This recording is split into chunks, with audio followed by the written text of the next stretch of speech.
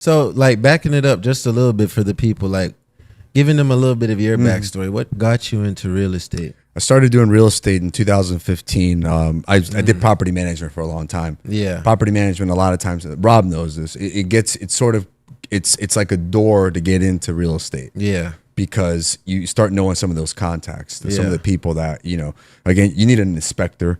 You're going to need a title company, not only just a lender. Yeah. You get to know electricians, AC guys, plumbers, etc. People that do concrete restoration, all that stuff, and build those relationships so that when you go out there and someone says, "Hey, I need this. Oh, I need a roofer," you got all those people lined up, and they trust you, and you see them sound more professional and are more professional when you have all those contacts like this. Right? Yeah. All right. So touching on that, like, I like to give people a little story time on the podcast, man. What's the craziest client you've ever had to deal with, man? Oh, or man. somebody who wasted your time? Oh boy. Yeah. I had this lady, I showed her like 80 houses. And she kept saying, yeah. Turns out that she later on told me that she was okay where she was at because she had her own place and she was having her place paid. She worked in property management and she had free housing. But she was sort of looking, and she went through the whole pre-approval process. Okay. But what she failed to tell me was that, like I started noticing when we found a house, and I found her the perfect house, right on the water, 3 bedrooms, completely remodeled in her price point, and then they go, "Oh well, we can't afford it because the payments are $50 more than we wanted to budget for a month." I said, "Well, you can make that sacrifice." So I right then and there I knew, I'm like, okay, it's time for me to say, you know what? Yeah. She was doing a lot of petty shit that she could have. Right. And just be honest in the beginning. Just say say how it is. Yeah. Because you know. So with things like that, because it sounded like she was just pulling your leg around and stuff like that. So how do you get to a point where you understand that somebody's just not going to do business? Facts. Yeah. The moment that you start pressing them a little bit and they get uncomfortable, then you know. Yeah. Then you know, and then at the end of the day, we looked at a lot of houses, and it was just, it started dwindling the amount of places we were seeing to where I knew where she wasn't serious. Yeah. And I said, okay, thank you, nice meeting you. You always stay professional. Yeah. Because you never know, that person could call you back when they were ready and then go. Right. So I never burned my bridges. Yeah. I've had relationships with people where it felt like they were wasting my time, but at the end of the day, sometimes they've come back and say, hey, now I'm ready. Yeah. So always be professional. I wanted to cuss her out, but because human nature, that's how it is. You feel like, well, you've wasted all my goddamn time. Yeah. But you have to stay composed. Yeah. And be professional. Yeah. Because if you go out and say, well, blah blah this and that, they can turn around and write a bad review about you. They can be petty about it. So you don't want to be the person to sort of get that going. So just be the bigger person, walk away, or be the professional and say, so maybe someone else can help you. I don't think I can help you.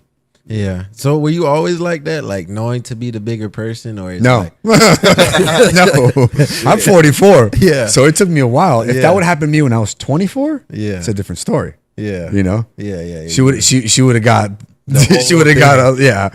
But now seeing things, and then when you grow up in your 30s and you see certain things, and I do a lot of reading. Yeah, I do a lot of reading, a lot of books that I'll let you know about that sort of change your mindset.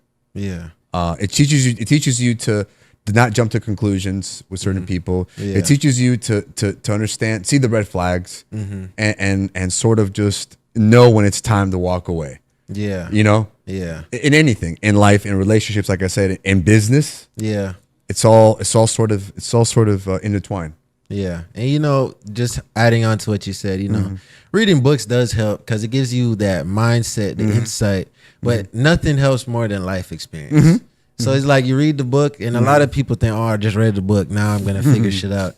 But you got to get hit with life too. Because if you don't get hit with life, you don't know how to apply that knowledge you got from the book. Yep. So, yeah, like, it's all about trial and error. Yep. Yeah, that's exactly it. So, like you said, live in the experiences.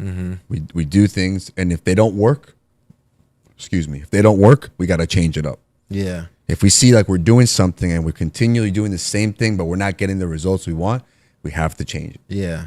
Only Because an insane person keeps doing the same thing. Right.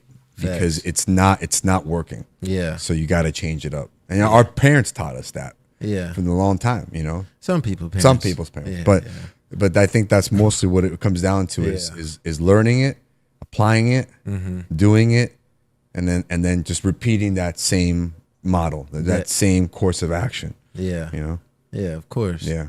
So like speaking on trial and error, right? Like I'm sure like when you first got started in the whole real estate game, it was a lot of trial and error. Like you talk about some of your fails and then how you grew from that so that you got to the point of success where you're at now. Yeah.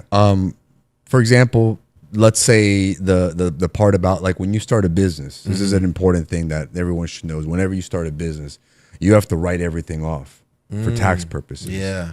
I made a lot of mistakes in the beginning. I could have been writing off a lot of business expenses. Yeah. But instead I wasn't putting in the right accounts or wasn't using the right card or whatever it was. Yeah. And then when the more money you make, you get hit with more taxes. Yeah. So you have to sort of learn how to adjust that business plan and say, okay, the meals are gonna go on this card. Like you can expense your car. Yeah. You can expense your insurance. You can expense a lot of the different things, entertainment, something like that. Y'all boys. Yeah.